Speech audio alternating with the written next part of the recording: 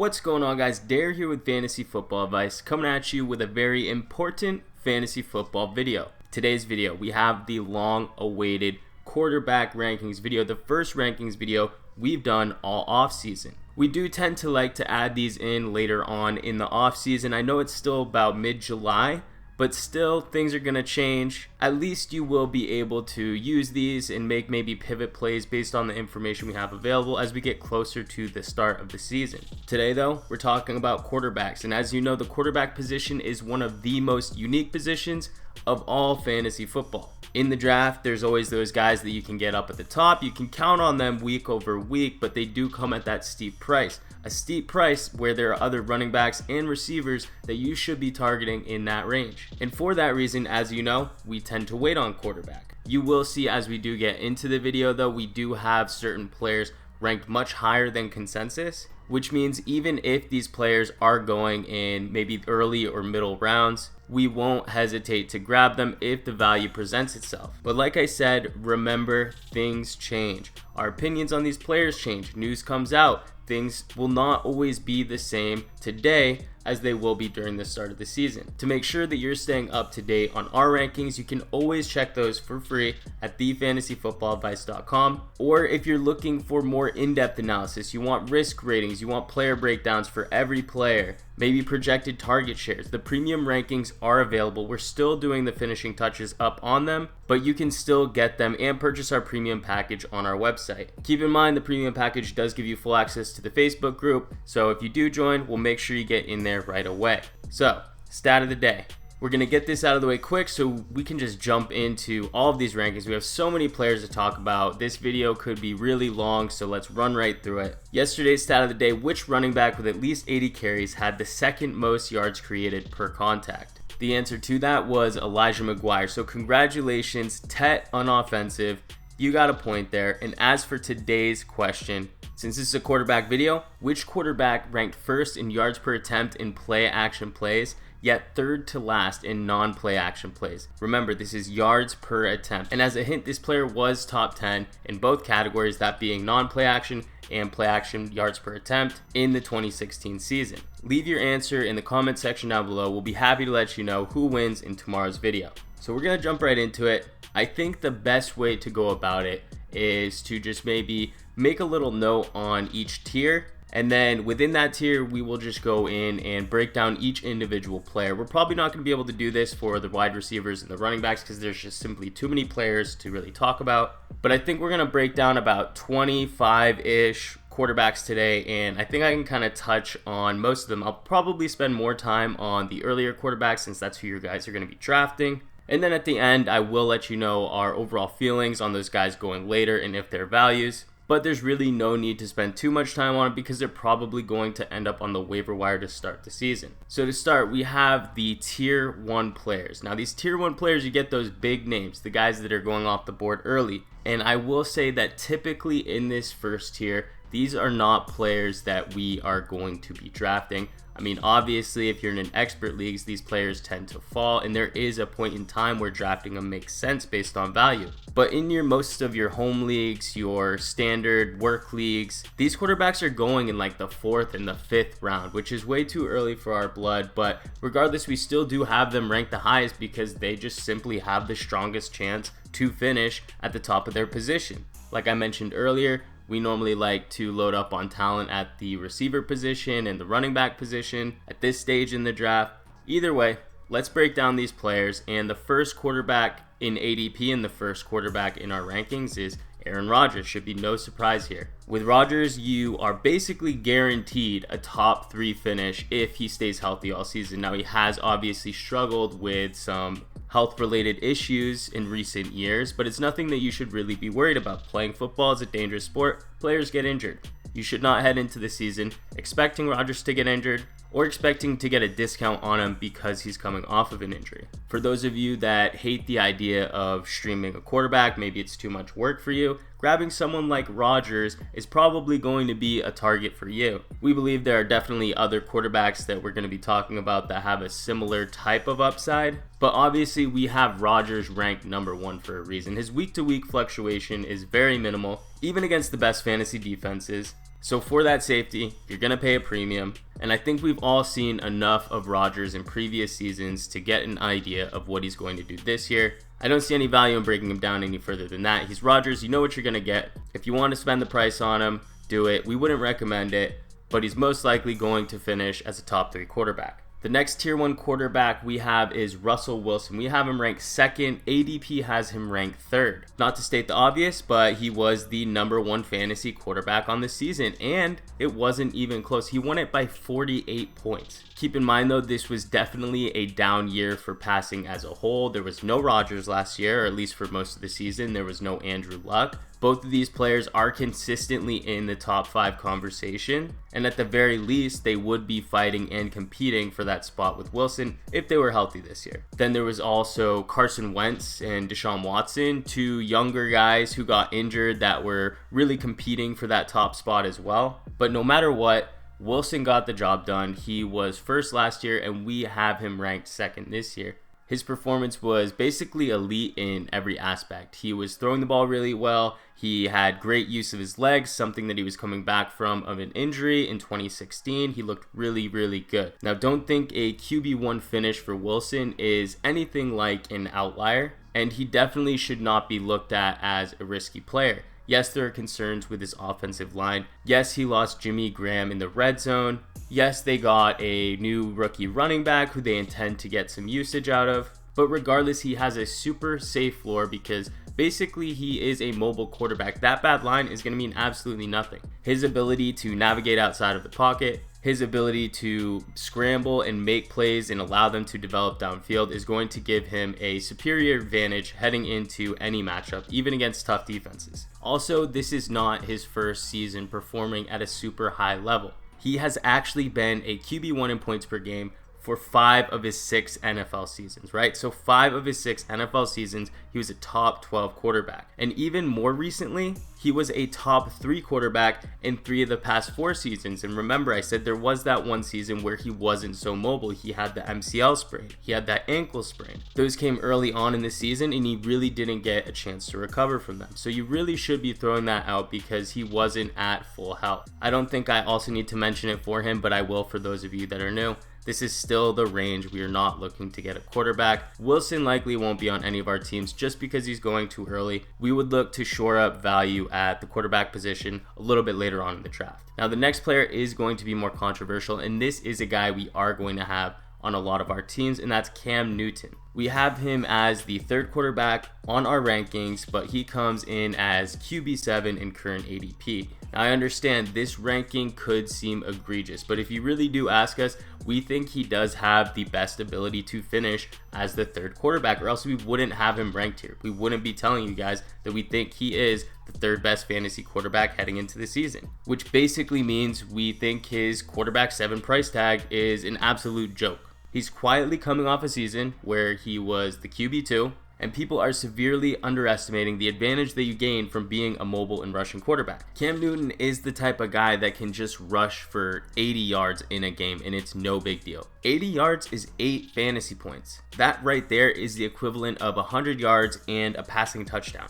And that's before he's even thrown the ball. And that QB2 finish that we were talking about, he does actually have a chance to improve on his numbers from last season. So we're not just drafting him at his ceiling. Last season, he was missing Greg Olsen, at least for most of the season. They had Kelvin Benjamin in the lineup for a big portion of the season as well. And as you know, or maybe you don't know, but the splits when Kelvin Benjamin's on the field and off the field, the team actually performs better. I know it's hard to believe because he was their number 1 receiver, and you think you lose a number 1 receiver, it's worse for the team. In all actuality, if you take a look at the numbers, this team performed much better without Benjamin in the lineup. Now he's gone. They brought in DJ Moore, another weapon. They have Devin Funchess, who's also continuing to develop, and Christian McCaffrey, who's trying to build off of what he started last season. Are we projecting 30 plus passing touchdowns from Newton? No, absolutely not. But will he have those games where he throws for 300 yards and 2 touchdowns and also rushes for 80 yards and a touchdown? Definitely. Those are going to happen this year. And that's the type of upside that almost no other fantasy player,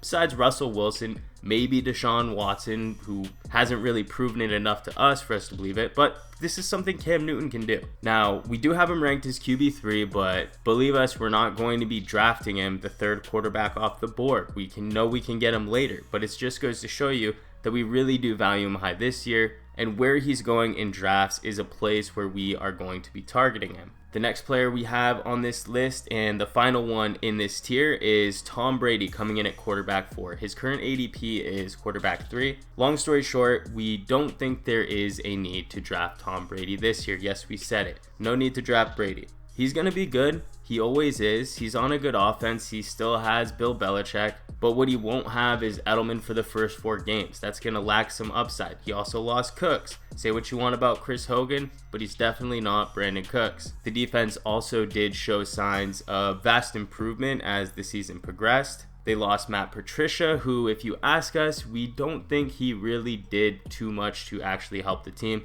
I really do see this defensive unit improving from last season without Matt Patricia here. And I'm not using that as a reason to say that the Patriots won't need to score more points. Regardless of if they're ahead by 3 scores or if they're behind, they're going to be trying to score a touchdown or a field goal every time they touch the ball. That's classic Bill Belichick. They never take their foot off the gas pedal. The only time they do is when they'll put in the backup quarterback. If Brady's on the field and the ball's in their hands, it doesn't matter how much time is left in the game, they're going to be trying to score. The point I was trying to make for this defense, though, being improved is it's going to bode better for the running backs. Obviously, they took Sony Michel in the first round. They intend to use him. It's still a passing team, but we could see a decrease in total pass attempts from Brady this year. Regardless, he's a safe pick. You know what you're going to get, which is likely a top 5 finish and a consistent guy week to week. If you guys want to take Brady, go for it. He's probably going to slip a round or 2 past the Deshaun Watsons, the Aaron Rodgers. And while you're not getting exactly as much upside as those 2 guys, you're basically guaranteeing yourself a player who you can start week over week over week and not have to worry about matchups or anything like that. The only thing you'll have to worry about is your bye week. You're going to be losing out on some value. Obviously, you will be able to get a guy who's going to average about 2 points per game less than Brady throughout the season, and you're going to be able to get him rounds later. Personally, we will probably have 0 shares of Brady just based on the value that presents itself later on in the draft. Us personally, we're probably going to be targeting guys with a little bit less of a safe floor, but are coming in at a better value and have similar, if not more, upside, like a player like Cam Newton. Now we move on to the tier 2 quarterbacks. These are the quarterbacks that most of you guys are probably going to be targeting. I say that because we're going to bleed all the way down to the quarterback 9. Considering there are 12 people in a league, that means by the time that this tier is over, 75%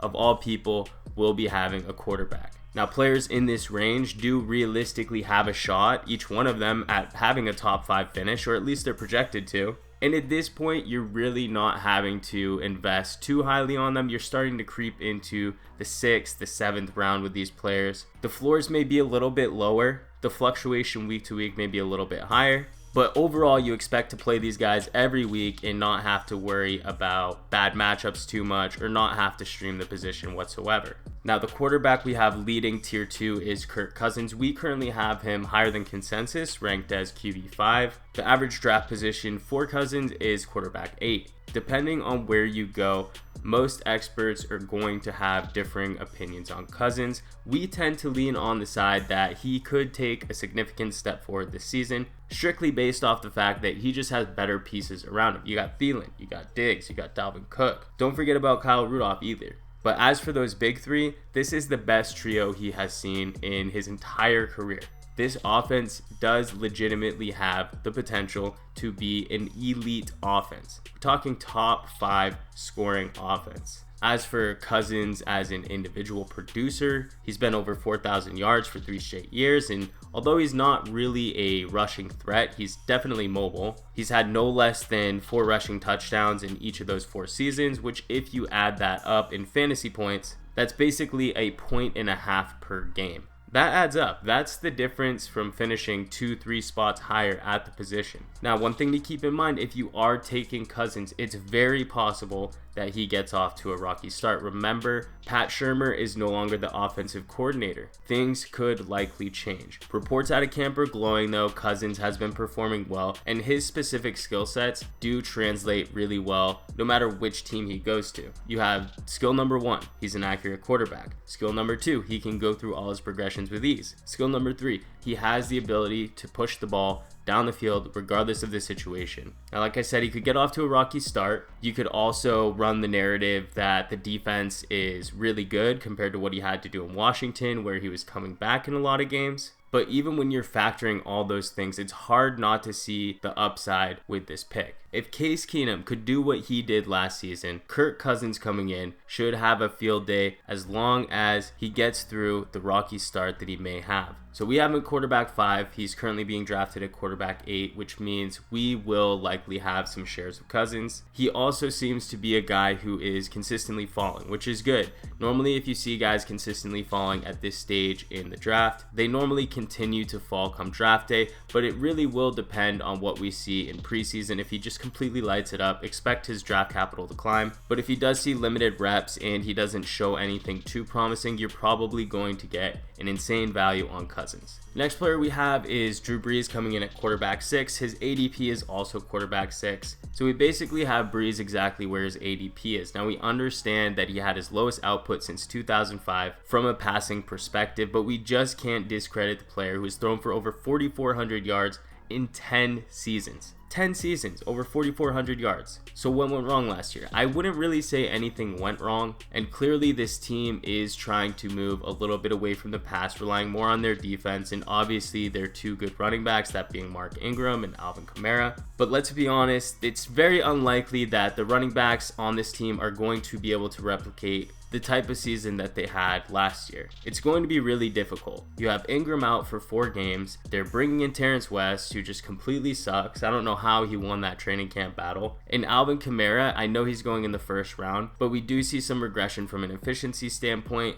And the team has been very vocal about not wanting to overload him with touches. Also, keep in mind, Brees had an outlier of a season when it came to his red zone efficiency. We could see those numbers bounce back more towards the mean. Obviously, this is a percentage. We're not saying that his total pass attempts are going to come up, but when it came to his red zone opportunities and how many of those he was able to convert into touchdowns, that conversion percentage was extremely low. Expect that to bounce back this year, which would immediately boost him up in the rankings of quarterback finishes last year and would change the whole outlook for him as a whole coming into this season. He's another player who has also been falling in a lot of leagues for some of these hot, young, up-and-coming players. Brees kind of has that stigma of being an old guy who is trending downward, so if he does fall in drafts, take advantage of it. We do think he is coming in at a good price in 2018. Now, the next hot take we have is probably Andrew Luck at quarterback 7. Now, his current ADP is quarterback 12, and clearly by our ranking, you can see that Luck is one of our favorite picks in the entire draft. This is another situation. Preseason is going to completely dictate his value and also the value of almost every other Indianapolis Colts player. If we get a glimpse of him playing even 80%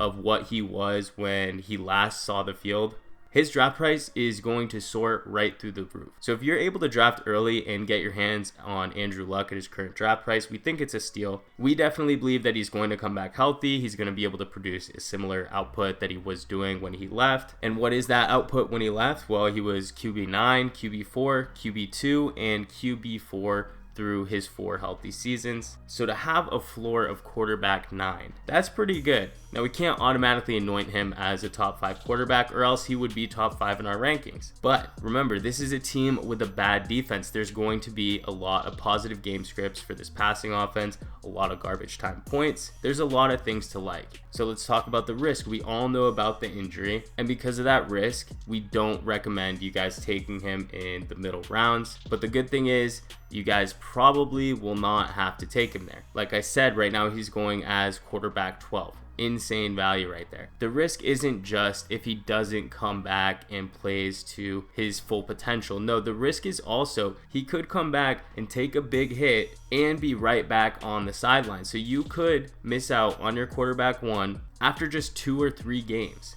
And in the meantime, he may only be at 80%, or he may be shaking off some of that rust in those first few games. So yes, Andrew Luck is a risky player, but it's a risk-reward situation that we're more than happy with making, especially at his current price. We have him ranked as QB7, and we'd be happy to take him exactly where he's going in drafts. Before we move forward though, just a quick break to let you guys know we are currently having a giveaway. We're giving away a signed 8x10 T.Y. Hilton autograph photo. If you want to enter, same rules apply. All you have to do, subscribe to the channel, follow both Nick and I on Twitter, and you're automatically entered to win. So get your entry in, follow us on Twitter, and you'll have a shot at winning the signed 8x10 T.Y. Hilton photo. The next quarterback, which we are slightly lower than consensus on, is Carson Wentz. He is QB8, and his current ADP is quarterback 5. So let me start by saying Carson Wentz was just absolutely dominant last year. Well, he was a top 5 quarterback in 7 of his 13 weeks. Not only that, he was also a top 10 quarterbacks in 10 of 13 weeks. So top 5 quarterback in 7 of 13 weeks.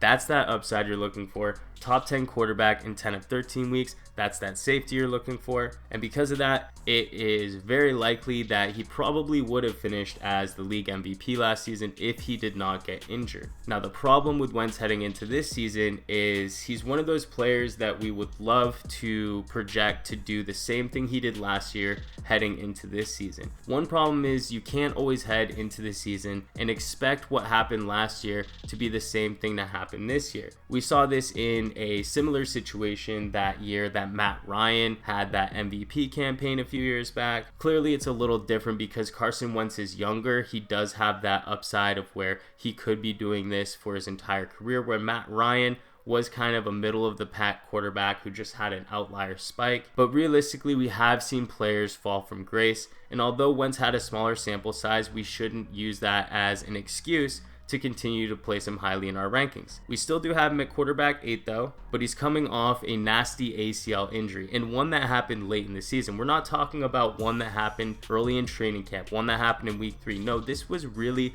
late in the season, right before the playoffs. Not only that, it's also very possible this offense could see regression as a whole. Remember, there is an entire league out there that's hungry to get after the Super Bowl winning team and has an entire year of tape on them. Game planning for this scheme is going to be really important because remember, Nick Foles played lights out and he's just a backup quarterback. So it just goes to show you how much the scheme itself could inflate a fantasy value of a singular player. Now, don't think I'm an Eagles hater. I'm an Eagles fan. I'm just trying to think of things unbiased. And as much as I love Wentz and would obviously love to have him on my team and would love to root for him on Sundays, but I also wouldn't be surprised if he didn't produce the same level of production that he did the season before. So if you guys weren't happy with that Carson Wentz take, you're definitely not going to be happy with this take because we have Deshaun Watson as QB9, and spoiler alert, his ADP is QB2. So incoming hate alert, Watson is QB9. And right off the bat, that should tell you all you need to know. There is absolutely no chance that we are going to be having Deshaun Watson on any of our teams. He's going to be gone before round 5, and if he's our quarterback 9, there's no way we would get him in the 8th round.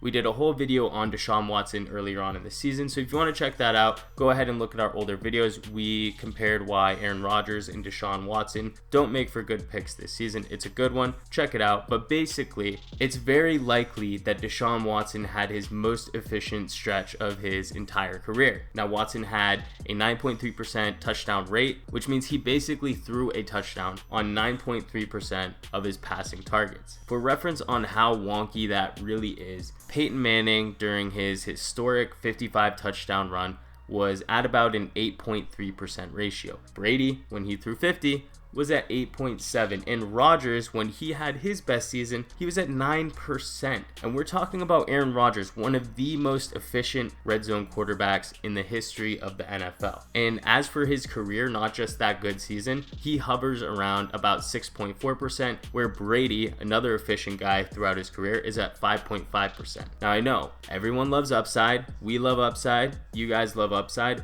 but it's a small sample size. It's unrealistic to expect that to continue to happen in 2018. Can you really expect him to just be a better player than Aaron Rodgers and also be more mobile? What's more likely? There was an outlier, or this is just the greatest quarterback that has ever graced the football field? I think you guys know the answer to it, and what we have for expectations for him heading into this season is just really unrealistic. And for a mobile quarterback, ACL injuries are more meaningful and more impactful. His injury did happen a little bit earlier in the season than Wentz, but he also runs a little bit more than Wentz as well.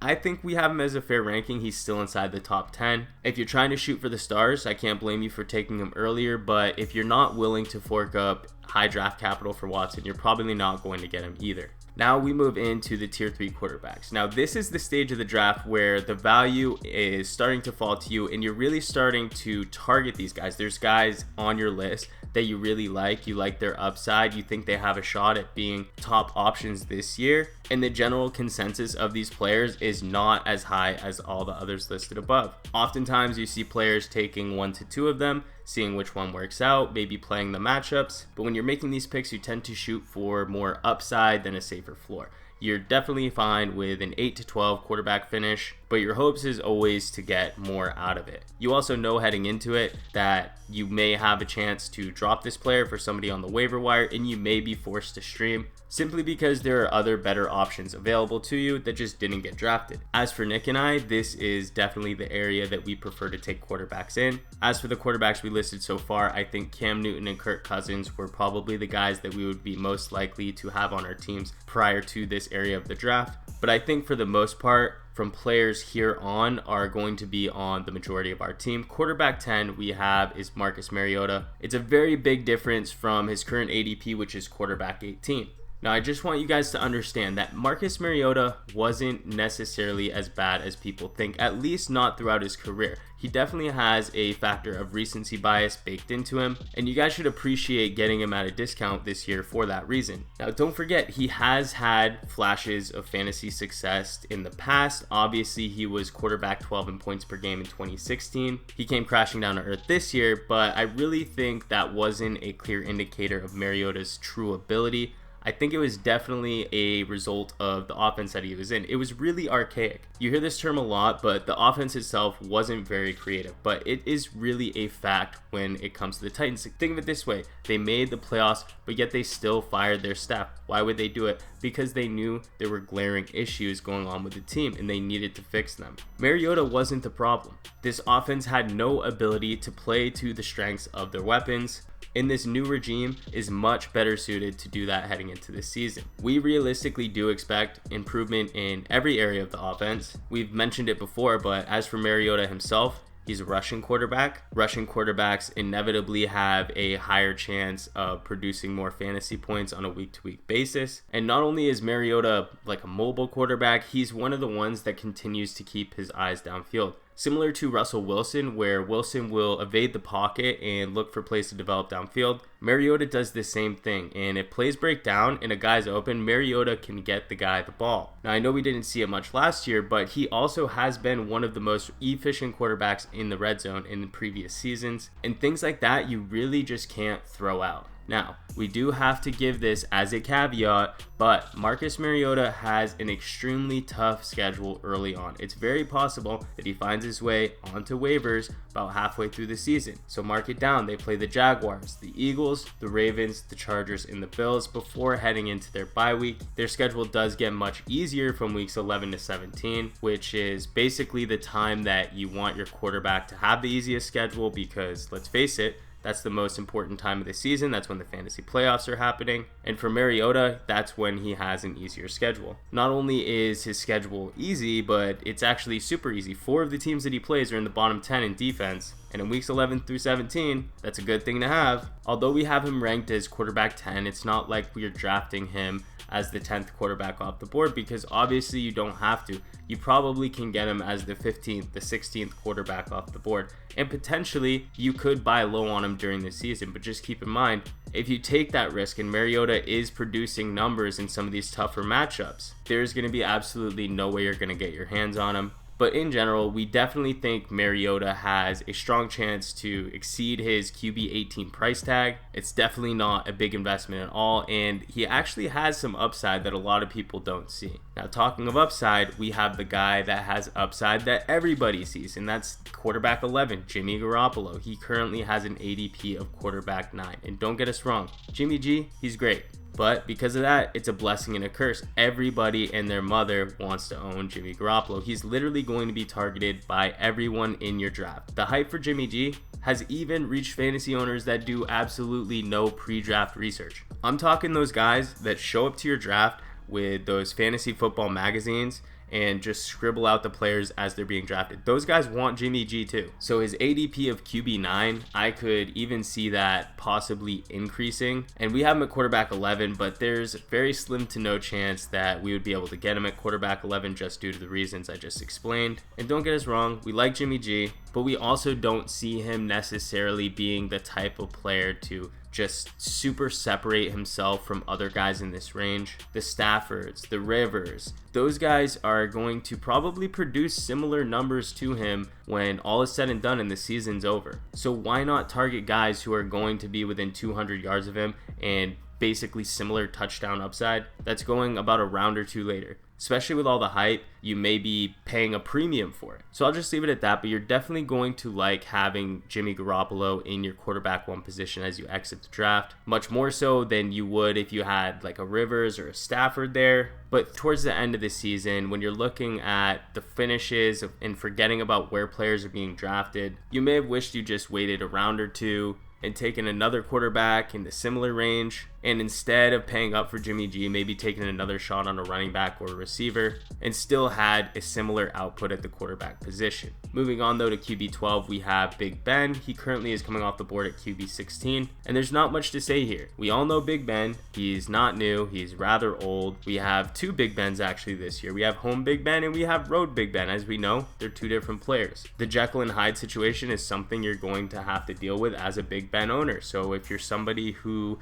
likes to have 2 quarterbacks, Big Ben is probably going to be a big target for you. Us personally, as for us though, it's hard to love a player you just can't trust in half your games, and that's exactly what you get from Big Ben. Now regardless, he did play extremely well with Brown, Bell, and Juju in the lineup. Now they're adding James Washington, who should be the Martavis Bryant replacement heading into the year. If there was ever a year to drop Ben based on the weapons around him and the situation he's in, remember this defense lost Ryan Shazier, who is a seriously impactful player. This could be the season that he steps up into the top 5, top 8 type of category, and maybe his home road splits aren't as massive this year as opposed to previous seasons. Moving on though, we have Phillip Rivers as our quarterback 13. Currently ranked in ADP as QB 13, and Rivers is the least sexy pick that you have. It's safe, but it severely lacks upside. I mean, his past 5 finishes were QB 6, QB 12, QB 12, QB 14, and QB 8. That basically tells you all you need to know. If you're getting him, he's likely going to return value, but if you're looking for more value, you're likely not going to receive it, especially with the departure of Antonio Gates and the injury to Hunter Henry. They're severely lacking some red zone weapons, so unless you're expecting Mike Williams or Tyrell Williams to step into that role, as we know Keenan Allen, he's not really known to do that, you can't really expect a ton more upside, even though this offense is really good. Remember, they were 4th in yards last season, but they really didn't produce much on the scoring side of things. Now, I will say they do have the 3rd softest schedule. It could bode better for someone like Melvin Gordon, but a soft schedule probably leads to more scoring opportunities in general, which could make Phillip Rivers a little bit more valuable heading into the 2018 season. Okay, so now we have the tier 4 players. Now, I'm going to run through these guys a little bit quicker. Like I said, we're already past the top 12 quarterbacks, so for the most part, these guys are being drafted as the 2nd quarterback for most teams, so I don't think there's a need to go in too far of depth into these players.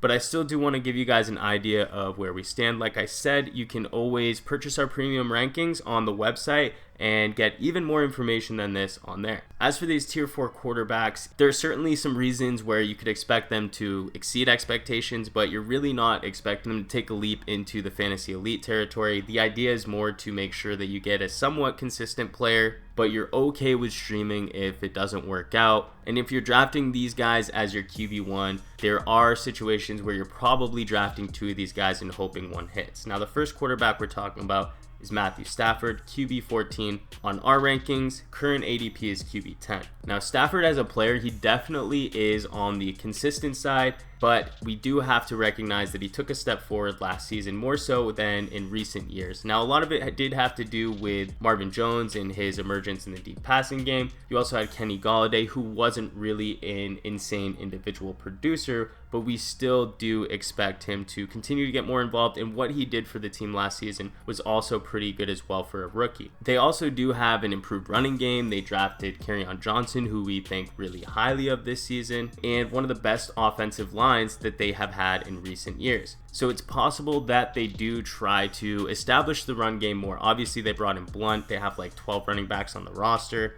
I don't need to name them all off, but it's clear that they're trying to get this run game going. It's something that this team has not been able to do for many years. And not only that, ultimately Stafford gets a bump down just due to his brutal late game schedule. Championship weekend, you're literally playing the Vikings. Now, we know there's a lot of turnover in defenses, but you can't expect the Vikings defense to just be a slouch. And on fantasy championship weekend, you're going to have to start Stafford against the Vikings, or you're going to have to stream a guy. So just 2 bad options there. We'd be lying if we said Stafford has top 5 upside, so getting him is probably going to produce a similar result as streaming, even if you're not very good at it. At this stage in the draft, we're trying to shoot for guys that do have more upside, and currently, Matthew Stafford costs an 8th round pick. We're probably not going to own him. If you want to pay for safety, you may as well go Rivers. The next quarterback we have is QB 15. We have Patrick Mahomes. In current ADP, he is also QB 15. Now, Patrick Mahomes, he has a ton of weapons. You have Tyreek Hill, Kareem Hunt, Sammy Watkins. These guys are big play threats. They also have a bad defense. Now, these 2 factors alone, you usually would think would add up to a ton of garbage time points. Now, as much as we love the upside to Mahomes,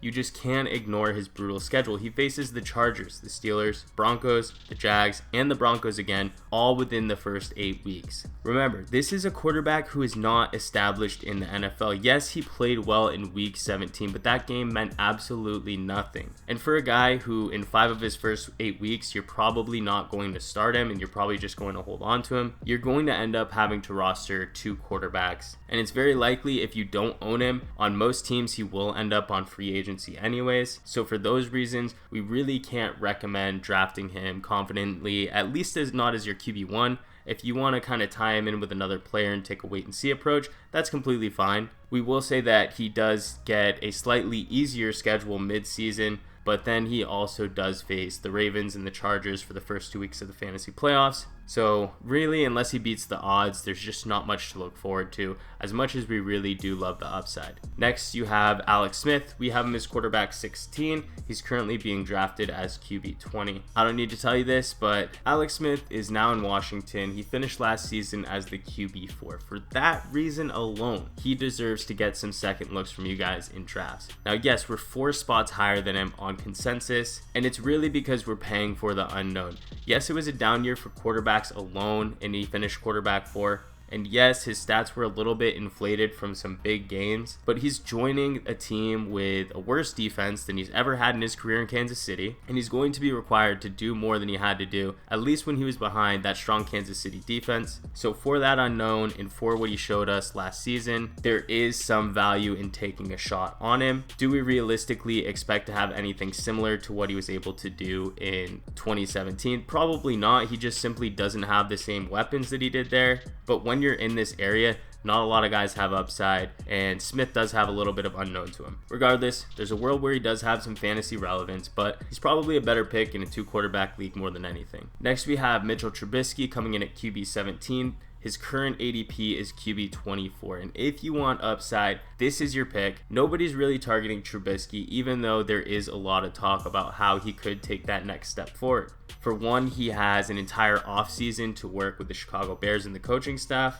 For 2, he has a plethora of new weapons. And the third and best part is he has the 5th easiest passing schedule. And all that adds up to a big opportunity for him to succeed in 2018. Now, obviously, he didn't really play that well last season, so you're banking on something that you haven't seen. But it's really costing you nothing, and there is a world where Trubisky takes a big enough step forward to be a weekly starter. The odds of that, they're a little bit unlikely, but for the low risk investment, how can you argue the upside? The next player is quarterback 18, Matt Ryan. His current ADP is QB 11. There is no way we're going to be having Matt Ryan on any of our teams. Most people out there think that Matt Ryan's a post-type sleeper. We, on the other hand, just simply do not think that at all. He did have a terrible year. He threw his lowest yardage total since 2011. Lowest passing touchdown since 2008. Obviously, losing Kyle Shanahan, it hurt him a little bit more than everyone was expecting. But if you're looking for the good, Calvin Ridley, their first round pick, they just added that. Tevin Coleman, Devontae Freeman, they're both still there as well. But with this pick, I really think you're more chasing that MVP upside that he was able to produce in that 1 year, and not so much for where he's at in his career at this point. He's been a guy who has always been consistently mediocre, and there's nothing to say that he's going to take that step forward this season. We're not looking for a safe quarterback 12 finish, which is probably what you can expect to get from Ryan if nothing goes wrong. So quarterback 19, we have Jared Goff. Currently, he's being drafted as QB 14. If you followed us for the entire season, you know that we are not high on Goff at all. In fact, we're probably not going to draft him in any leagues this year. He has no rushing upside. He really didn't show us anything on film that was really impressive or showed us that he was a great passer. Yes, he produced well last season, but most of it was more to the creativity of Sean McVay's offense. If you actually looked at the film, almost every one of his successful plays, there was 1 to 2 receivers open. This is another situation where the entire league is going to have a whole year of film on McVay, and everyone's going to have a target on the back of the 2017 Coach of the Year. Not to mention, Goff has an extremely difficult passing schedule, and although they added Cooks, let's be honest, Goff is no Drew Brees, he's no Tom Brady, and for us, it's a hard pass just based on his current ADP. Now this last tier, this is the 5th tier, tier 5. Now this tier is basically a crapshoot. Each one of these players has some serious problems and just has serious factors that are limiting their upside. Could a player in here surprise us? Yes, they normally do every season, but for the most part, you don't have to really worry too much about these guys. They're most going to end up on the waivers when you start the season, so if you do see something you like at that point, you can put in a claim for them during the season. The first quarterback we have is Dak Prescott at QB 20. His current ADP is QB 19. Now, the Cowboys are probably going to struggle a lot this season. They have absolutely no receiving weapons. If they want any chance at surviving this season or putting together a somewhat respectable season, Dak Prescott really needs to step it up. They lost major weapons in Dez Bryant and Jason Witten, and all they did to replace it was sign Allen Hurns. Now, Allen Hurns could produce as a somewhat consistent weapon. They also have Michael Gallup, who is probably a player who may not make an immediate impact, but maybe in the next year or two be someone you can rely on. But for right now, there's really just not a lot to look forward to for Dak Prescott. Now, the good thing is, Dak has the ability to make plays on his legs. That's a really good thing for this offense in general because the lack of receiving weapons isn't going to be an absolutely huge factor if he's still able to move the chains with some chunk plays using his legs. Now, he had 6 rushing touchdowns on the ground in each of his past 2 seasons. If replicated, that could be a nice boost to his fantasy production. The only problem is we do realistically expect that to go down. Obviously, if the offense isn't moving the ball down the field, scoring opportunities as a whole are going to go down. Thus, Dak Prescott's scoring opportunities, especially with his legs, are also going to go down. Either way though, Dak does have a relatively safe floor because of, like we said, his rushing abilities. The only problem is he just really has 0 upside at this point. He's a good quarterback to have as a quarterback 2 in a 2-quarterback league, but there's just no way you can take him with the intention of starting in week 1. The next player we have is Blake Bortles coming in at QB 21, and he is currently going undrafted. Now, once again,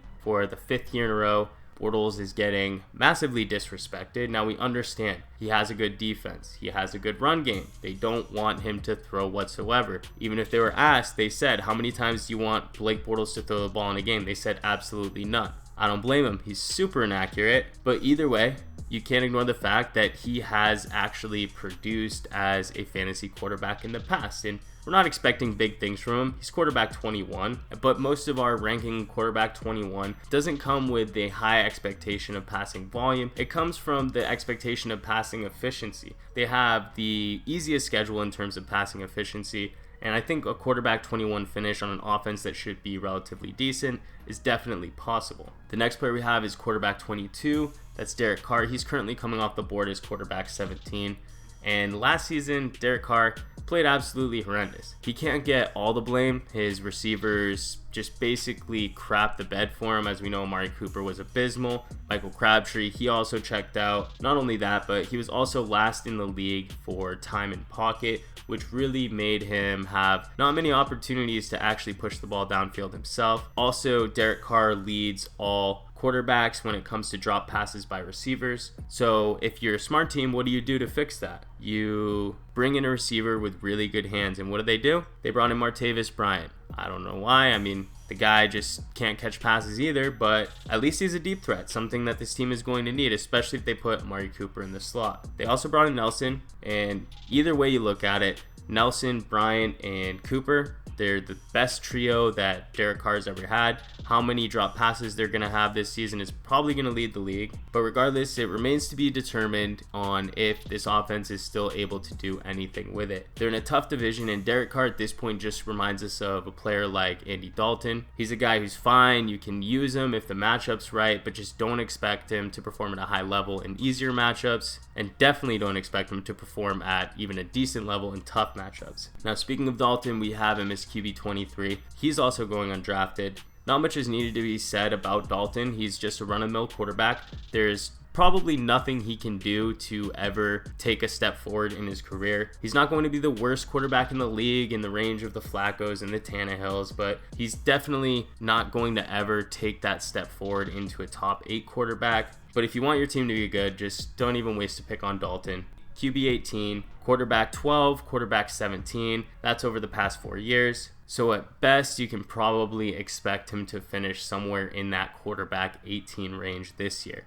Next, you have Eli Manning, quarterback 24. He's also going undrafted. And out of all of the quarterbacks that we're talking about in this range, Manning probably sparks the most interesting discussion. Now, the past 2 seasons, he hasn't been able to crack the top 20 spot, but we do know he has been able to be a QB1 as well. We don't think you can necessarily hold last season against him. Everyone on the offense was just completely injured. And heading into this season, the offense almost looks completely different. You have a top 5 fantasy running back and a fantasy receiver, a top 6 fantasy tight end, and a solid slot receiver in Sterling Shepard. The problem with Manning, though, is there's a term for him. He's less than the sum of his parts, meaning all of the pieces around him can be good, but Manning can find a way to put a package together that's less than the ability of each individual added up. I hope that makes sense, but what I'm trying to say is you put any other quarterback in that situation with those weapons, they're probably going to be locked and loaded top 10, but you have Manning in there, he's going to find a way to mess it up. Now, you're not going to be drafting him, but if you're in deeper leagues,